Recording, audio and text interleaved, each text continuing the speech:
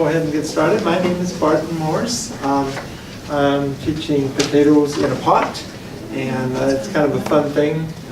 Actually, I should have invited more children because this would be an ideal project for them. But this is the size pot I'm talking about. This one it's called an NC15 or a 15-gallon one, various names like that. And it has good drain holes in it, and so they'll drain out. That's important to do that. And when you first get them, what you do is you want to take and put some leaves or straw in the bottom here, so that the soil that you put in doesn't fall out or anything. And then you can put your soil in here about that deep, and you put your little potato seed right in the center, and then you just cover that, and then you wait about a month, let it water it in real good, and let it start to grow. This here pot is 18 inches across, and it's 15 inches deep. That seems to be about an ideal size for growing the potatoes. And usually plant the potatoes about the 1st of May. So coming up this month, they should be coming out with seed potatoes. You should be able to go to Murdoch's or, well, just about any place and get some nice seed potatoes. Or you can order them too if there's a specific variety you like. It takes about 120 days for the potatoes to grow to maturity. So you put them in the 1st of May, then sometime in September, October, you can harvest them. And they'll be growing along pretty good, and then all of a sudden they'll just die down, and then you just dump them out and harvest them. So starting about, about in March, you want to get your seed potatoes. I guess I said that already. Be sure you get seed potatoes and not potatoes that you get for eating, because the ones that are for eating are covered in a inhibitor so that they won't sprout. And we grow a lot of good seed potatoes here, so it should be no problem to get some good seed potatoes. Even in the grocery store, they put them out. After you get your seed potatoes in March, then you want to leave them out. I get some egg cartons and then put the little seed potatoes in there and leave them open in the light. And in about a month, they'll turn dark green, and that's what you want on a nice green potato to plant. Some of the good reasons for growing them in a pot is with this method here, you won't have any scab to deal with. These here, let's see, from Fungi Perfecti has these growing fungus that you want to water them with, and they come in little packets like this here.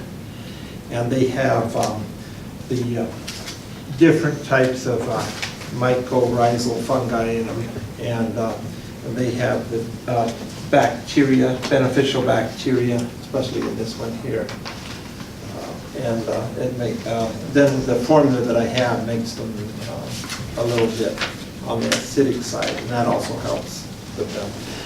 The reason I like to grow my own potatoes and not buy them so much, a lot of the potatoes you get are sprayed an awful lot. They use Roundup and stuff to knock down the greens, and lots of other things that they spray on them. So this formula mix is all organic and grows really nutritious potatoes, especially the skin on these. These are really good. Oh, and the skins are smooth, real smooth. They're not all rough and scaly like some. So it grows real nice. And when you're growing these potatoes, you'll need about 13 different elements. I have them listed here: nitrogen, phosphorus, potassium, calcium, sulfur, and magnesium. And those are used in large amounts. So for the formula, I made up this formula that has those in it. Then the manganese, copper, zinc, boron, iron, molybdenum, and chlorine, those are just micronutrients, and you can pick all those up from the kelp meal. This is the kelp meal here. And one of these boxes, this may be a bit large for some, so you can get smaller containers. And mix those. Or you can come out and get some from me, I'll just fill up your bucket or something. I usually make big batches of this stuff, so. Now I have a formula, I call it Formula 3, and it has 8.5 cubic feet, which is easily mixed up in a wheelbarrow. And we get 5 buckets of forest fines. That's kind of like just ground up bark, basically. And then 2 buckets of peat, 1 bucket of concrete sand, and a 4th bucket of perlite. That's for drainage, and so is the concrete sand. And then oh yeah, the peat. I use Pico peat from Big Arm because that's the best you can get. And you put the concrete sand in just for drainage, because if you use Pico peat straight, it tends to, the water just kind of goes off of it. But you mix the sand in with it, and then it'll go right down. It makes a real good soil. And then to enrich it, I put in alfalfa meal, 2.5 cups of kelp meal, 3 1/4 cups of gypsum, that's for the calcium, and 1 cup of lime, that has the calcium and the magnesium in it. But you can only use that in acid soil, and this is a little bit on the acid side. So, and then BioLive, which has everything in it, has a little bit of all these things, and you put that in. 3/4 cups of Epsom salts, 1 cup of fish bone meal. I like to use fish bone meal rather than regular bone meal, just because well, there's like mad cow disease and stuff, so just to be safe, I'll just use fish meal. And then worm castings, and they have a lot of micronutrients in them too, the iron and things like that. And then the green sand is a real good source. I believe it's potassium. And the langbeinite. Oh, the langbeinite is a good source of potassium. So, and that, now the langbeinite is a mined organic product. Well, it's natural, and it's real strong. So just use what it says on it. 3.5 cups. Where do you get your worm castings from? Home Depot has some. They do? Yeah, little bags in it. Oh, okay. So, When you talk about bucket here, what size bucket? 5-gallon bucket, a little bit smaller than this here. So would 1 bucket be enough for that size? Yeah, when you put the straw in and then you mulch it with straw on the top, that, yeah, it should be enough. Okay. So, I kind of broke down what's in some of these, like the gypsum has 21% calcium, 16% sulfur. And the lime has 21% calcium and 10% magnesium. So that's really important. Epsom salts has a lot of magnesium, 10% and 12% sulfur. Langbeinite has 22% potassium, and it also has 10% magnesium, 22% sulfur. So those are excellent sources of material for the plant to grow in. The worm castings have minerals in them, such as nitrates, phosphorus, magnesium, potassium, calcium. It also contains manganese, copper, zinc, cobalt, borax, iron, and we don't really need cobalt, but it's in there. So, and then the kelp meal has the molybdenum in it, plus a lot of other trace elements. Oh yeah, and then the different types of potatoes are, there's Huckleberry Gold, which is purple on the outside and yellow on the inside. That's a new one they came out with this year. The Purple Viking is purple on the outside and white on the inside, and a very good baking potato. And Yukon Gold is pretty popular too. It's golden on the outside and inside.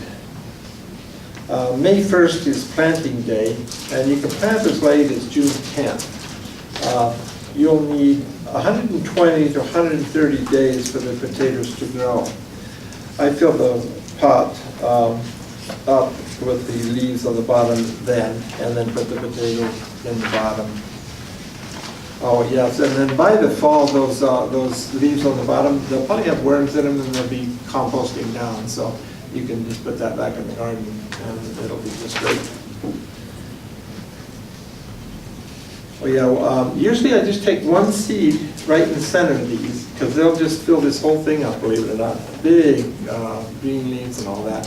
A lot of people talk about putting 5 in there, and I haven't actually done that, so this year I'm going to do that and see if I'm going to get poundage-wise increase, or if it'll make them smaller, or exactly what will happen. So we'll give it a try. I'm also going to try tomato planting when I'm due to see how that does. So. You're going to plant a tomato with the Oh, not with the potato, just a separate experiment, yeah. See, being it's really, really rich soil, maybe tomatoes would be good in it too. Oh yeah, and then be sure not to, just give them a good water when you first plant them, and then don't water them until they start coming up, and they'll start growing pretty fast. And once they start growing, then you can start adding your soil around them, but don't cover the leaves up.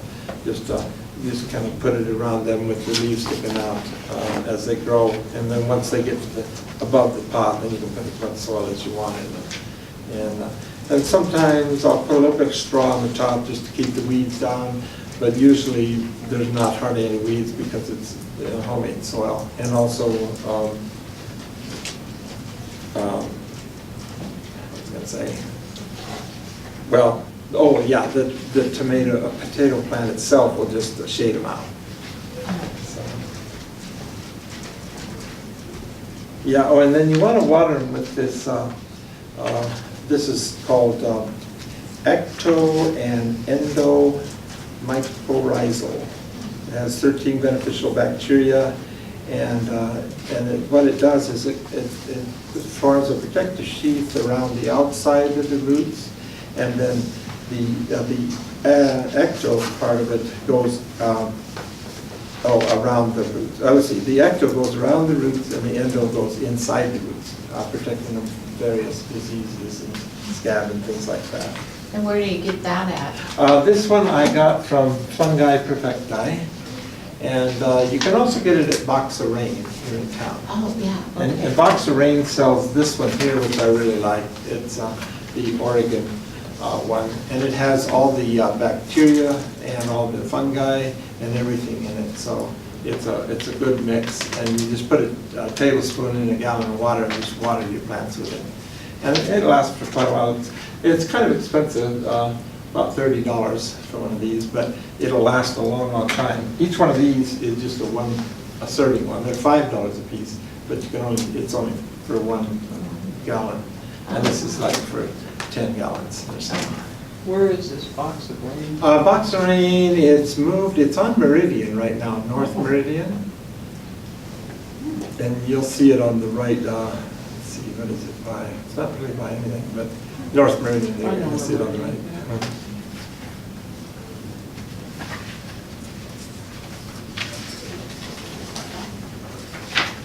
So I think we've covered that. Yeah, the potatoes will form in about 90 days, but just leave them in there because they'll just be hardly big enough to eat. But if you leave them in up to 130 days, they'll go from just little guys to great big potatoes. So if you like the little ones, you can do several pots and just pick them sooner. Your recipe, how many buckets like that would your recipe fill? Oh, let's see. About up to 10 maybe. Oh, wow. Okay. Yeah, so you can make 10 of those. Okay.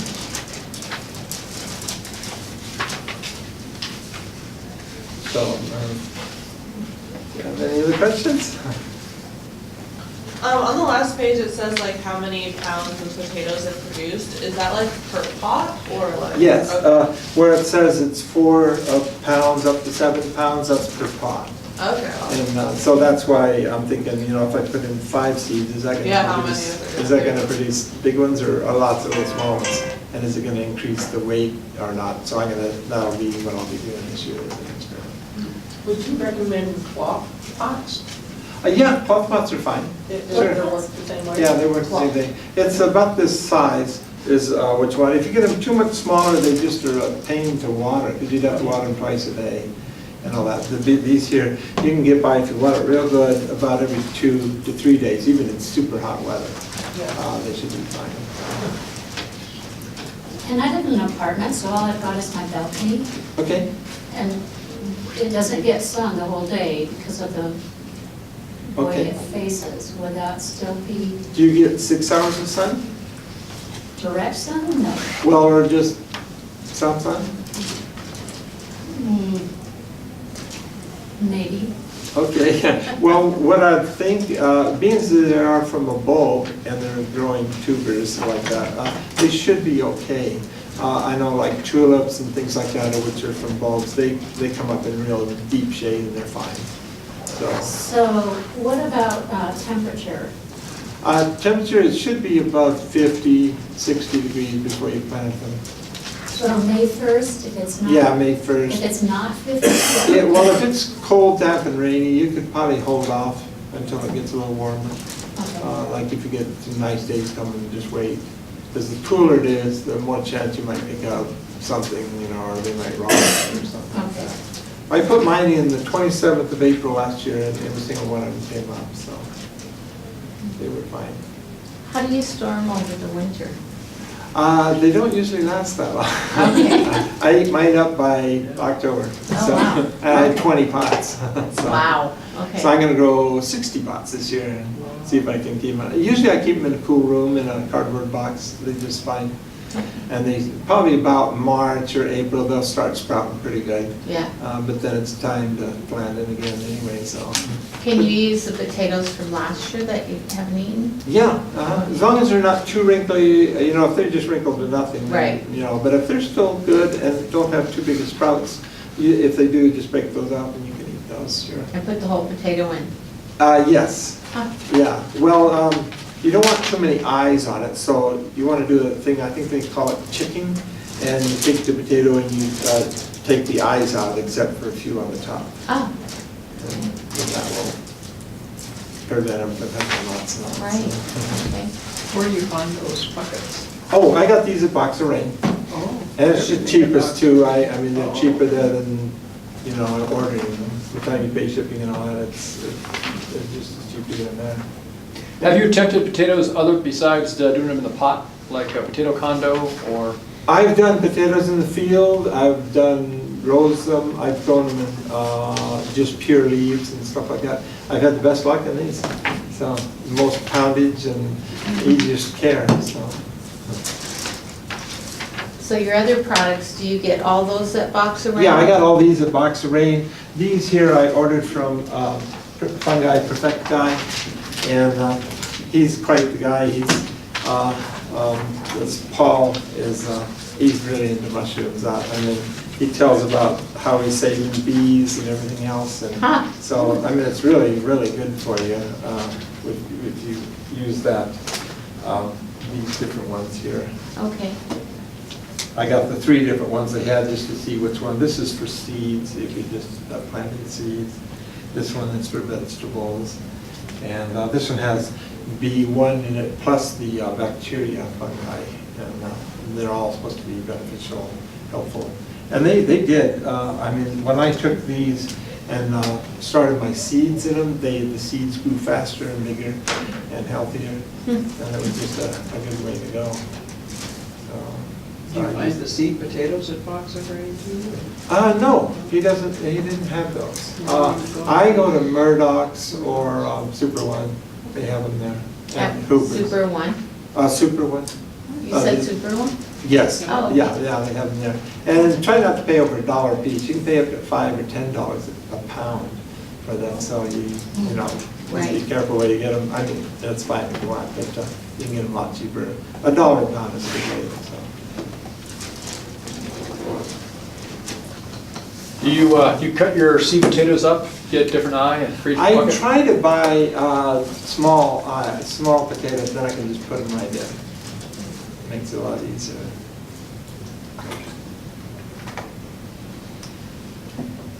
And the greening up is pretty important, to put them in egg cartons like this and let them green up for about a month. And then when you put them in, they'll just start growing right away. And it also fights off fungus and stuff like that. So just in the house put them in egg cartons? Yeah, just put them in egg cartons and green them up. Okay, And they'll change, they'll be sitting there for a while, all of a sudden they'll turn dark green, and there it is. and then they're ready. And then they'll start growing roots and everything else, so then, yeah, they're ready to go. Okay. Oh, and the potato itself, when you put it in, it grows potatoes from the seed up. So like this, all the way up. So the deeper you can put it in the pot, the better, and then it can spread out. Okay. You know, it's, Do you leave the cartons dry or do you dampen them, um, the egg cartons? oh, no, you just dry. Yeah, just You dry. just do what? I keep them dry, yeah, you don't want to get them wet or anything. And they grow roots? A little bit, just starting. But usually they just green up. And as soon as they're green, then it's about time to go ahead and put them in the ground. So I put them, well, let's see, I get the potatoes about the end of March, and then they green up about the end of April. And then I put them in as early as the end of April, April 27th last year.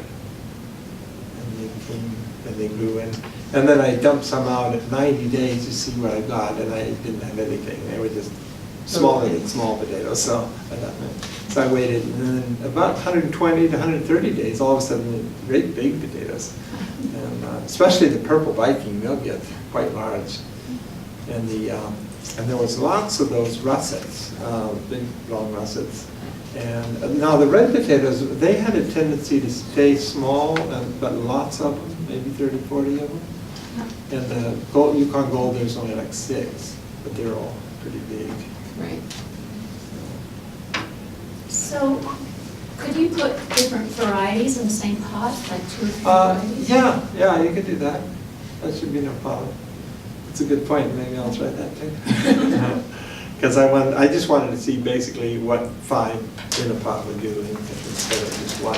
I thought at first, one, but once they literally filled the pot like this, just 1 potato, so. And then when the top's dry, Yeah, they're when the ready. top started yellowing and drying, and then it was time to pick them. And that was, like I said, about 120 days, so. And you water every 3 days? Yeah, when it was real hot last year, and I waited 5 days, and I noticed they started to wilt, and that's not a good thing. So every 2 to 3 days, you want to check them, make sure that they're not drying out on you. Okay. They take a lot of water, about 5 gallons of water a day, so surprising. And you could set them up on a drip irrigation if you wanted, or you could hand water, depending on if you got a lot, like, I might consider the drip irrigation because I've got so many of them. Right. How much did you say you watered them? Every 2 to 3 days. How much? Oh, I fill them all the way up until they start to overflow and let that sink in. And then maybe when I'm coming back, I'll do it again. And that should do them for 2 or 3 days. And when it was real hot in July, I was checking them, and they were drying out pretty quick. So just keep an eye on them. Don't let them wilt. Yeah. Should they be in sun the entire day, or it's okay if they're in sun half the day and shade? Well, it could be in shade half the day, but mine were in the sun full day. Okay. So it gives them all the growing that they can do. And then, with this, I'd water the pots with just water first, and then I would water with this mycorrhizal fungi. And that way it wouldn't just go right through. It would stay in the pot a little bit. It makes a big difference. So.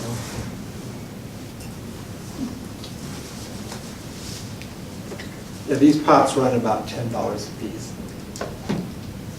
If he's in a good mood, he might get him. And I've got lots of pots that people give me and stuff, so I'm going to try some different experiments. I'll have the results next year. Yeah. Well, any other questions? If there's no more potato questions, I just Okay. was looking at your card, and it says you have field-grown perennials. Yes, That you sell these to the public? yes. And what, can you tell me what kind of perennials you? Oh, okay, I have things like Veronica and dianthus and peonies, and I custom grow things like lavender, all kinds of things. Okay, great. Yeah. I'll be selling these for $75 a pile. Right. Well, if any of you need some soil too, just come out in May, I'll be mixing some up. Are you writing Kalispell or? Yeah, I'm ready to Kalispell. Okay, You can just give me a call, take one of my cards or something. okay. Because I know, if you don't want to buy all this stuff, you can also use like potting soil, but make sure it's a fine quality one that has the magnesium and sulfur and all that stuff in it. Right. And then you could water it with a liquid fertilizer of some kind. Maybe feed it with some chicken manure or something like that. Okay. So, but this has everything in it. You won't be lacking in iron or calcium. Because last year I had a few problems. They were yellowing at times, and I thought, well, maybe it's lack of iron. It wasn't. Maybe it's lack of this or that. And I had a time trying to figure out what it was. But with this formula, you won't have to worry about that because Okay. it'll be rich enough. And you're gonna try tomatoes? I'm going to try tomato and 5 seed potatoes. See how they do. 1 tomato? Well, I might do a few just to see how they do. I think 5 tomatoes, and I'd probably have all the tomatoes I need. So. Right, yeah. Especially if they grow as good as the potatoes Right. do. So, and you're all welcome to come out and take a look at the nursery anytime you want. I have lots of peonies too. Take a look at those. So what do you mix this all in? I've got a big yellow wheelbarrow, and I just dump everything in there, mix it all up and put it right in there. But being as you're gonna not be using it until later, I might just put a basic formula in the bottom to get them started, and then once they get going, then I'll put that rich stuff in. Because it'll take about a month for them to come up and get going. So. I've done potatoes over the last several years, and I had scab disease 3 years ago for the first time, and the only time. What causes it, and how do you prevent it? Use my formula, and that will prevent it. Well, Well, it's basically, I think it's the mycorrhizal fungi that prevents it, because it gets in there, in and around the roots, and prevents that. And I talked to my niece who grows nothing but mushrooms, and she said, yeah, it'll kill it. So you could take this formula and then, dig your holes where you put the potatoes, and then just put that formula on it, and that would take care of that. Yeah, and I'd recommend getting this fungi for Rebecca. You can get it on the internet, and he has all kinds of information in there. Okay. And they didn't last you the whole season. Oh. Nasty looking. Well, thank you very much. Thank you.